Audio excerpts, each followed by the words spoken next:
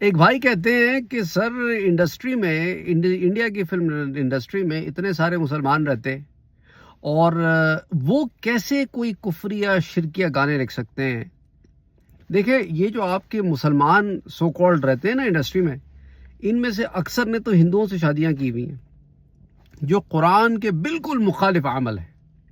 اچھا پھر آپ آ جائیں، یہ جو مسلمان سو کالڈ آپ کے ایکٹرز ہیں نا، انہیں تھوڑی ہوش ہے یار کہ کیا چیز قرآن اور حدیث اور اسلامی عقائد کے مطابق ہے کیا نہیں ہے. انہیں تو پیسے ملتے ہیں، وہ ان گانوں پہ لپسنگ بھی کرتے ہیں، ڈانس بھی کرتے ہیں. اب آپ مثال کے طور پہ اب سے 27 سال پہلے پرانی بات میں آپ کو بتا رہا ہوں کہ شاہ رخ خان آپ کے مسلمان ہیں نا، سو کالڈ مسلمان نام کے ایک ایکٹر ہیں، ٹھیک ہے. ان کے اوپر ایک گانا فلمایا گیا تھا جسے شاید گلزار نے لکھا تھا. آئی ڈونٹ نو مسلمان ہے کہ نہیں، آئی ہیو نو آئیڈیا گلزار کے بارے میں. تو وہ اس کے اندر ایسے عجیب و غریب اسلامی الفاظ یوز کیے گئے، اصطلاحات یوز کی گئیں جس کے سر ہو عشق کی چھاؤں، پاؤں کے نیچے جنت ہوگی. یعنی دنیاوی محبوب جو ہے اس کی محبت کو اتنا بڑھا چڑھا کے پیش کرنا، کیونکہ اگر آپ وہ سارا کچھ دیکھیں تو اس میں عشق الہی کا عنصر کوئی نہیں ہے، دنیاوی محبت کا عنصر ہے کہ جس کے سر کے اوپر یہ دنیا کی محبت کی چھاؤں ہے، عشق کی چھاؤں ہے، اس کے تو پاؤں کے نیچے جنت ہے. یعنی جنت کوئی ایسی شے ہے، معاذ اللہ استغفر اللہ العظیم، اس کو اتنی انہوں نے کم درجے کی چیز کر دیا ہے کہ دنیاوی محبتوں کے بدلے میں جنتیں مل رہی ہیں. حالانکہ جنت تو رب کی رضا حاصل کرنے کے بعد انعام کے طور پہ دی جاتی ہے.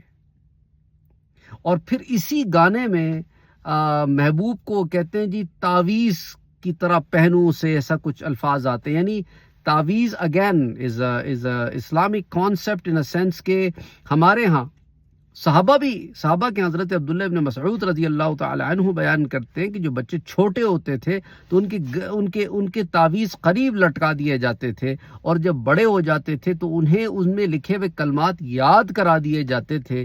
تو تعویذ کا کانسیپٹ تو عرب میں بھی تھا، ہمارے ہاں بھی ہے.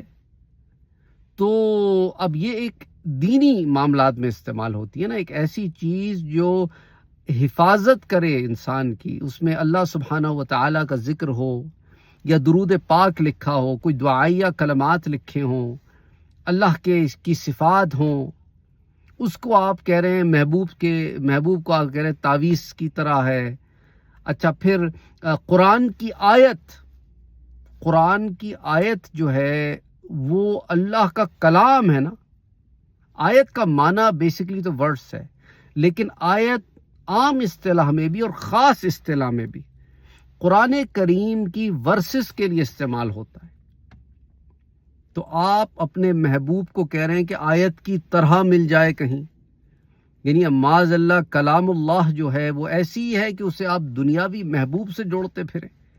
یعنی اس قسم کی باتیں انہوں نے اپنے گانوں میں لکھی ہیں، اور پھر ہمارے ہاں نوجوان اس طرح کے گانے گاتا پھرتا ہے. یہ تو خیر آپ میں سے شاید بہت سارے لوگوں نے گانے شاید پتہ نہیں سنے ہیں نہیں سنے ہیں، پرانی بات ہے. تو اب آپ دیکھ لیں کہ آج کل یہ تو اس زمانے میں 27 سال پہلے یہ عالم تھا، تو اب سوچے کیا عالم ہوگا، کیسے کیسے گانے لکھے جاتے ہیں. مجھے تو نہیں پتا، آپ لوگ اگر سنتے ہیں تو آپ کو پتا ہوگا کیا ہوتے ہیں. تو بہرحال بی کیئرفل.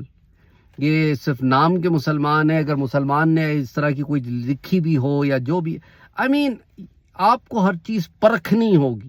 یہ کوئی فلم انڈسٹری میں کوئی علماء نہیں بیٹھے ہوئے آ کے جو ایکٹنگ کر رہے ہیں یا رائٹنگ کر رہے ہیں یا لیکھک ہیں جو غزلیں لکھ رہے ہیں، جو بھی ہے. یہ کوئی کریم آف دا کراپ نہیں ہے کہ بھئی بالکل بہترین قسم کے لوگ ہیں دینی اعتبار سے.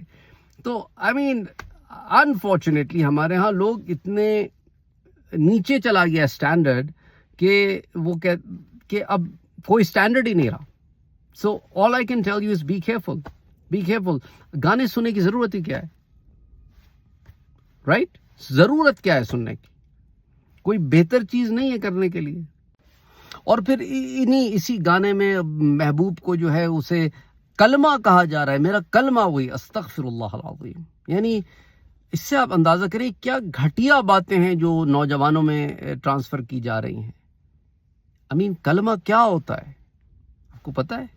عام اصطلاح میں مسلمان کے لیے کلمہ کا معنی کیا ہے؟ لا الہ الا اللہ محمد رسول اللہ، جسے پڑھ کے وہ دائرہ اسلام میں داخل ہوتا ہے، اشہد ان لا الہ الا اللہ اشہد ان محمد رسول اللہ۔ یہ اور 6 لوگ اسے گانے میں یوں ہے کہ میرے لیے تو میرا محبوب ہی کلمہ ہے، گویا اس کا نام لینا میرے لیے استغفر اللہ العظیم لا حول ولا قوۃ الا باللہ العلی العظیم۔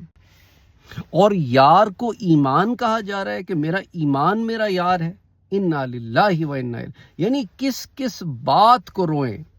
اور یہ بکواسات سنی بھی جاتی رہی ہیں، اور اس طرح سے ملتی جلتی بکواسات ہمارے ہاں کے لوگ بولتے بھی رہے، خبر ہی کوئی نہیں ہے کہ کیا بول رہے ہیں۔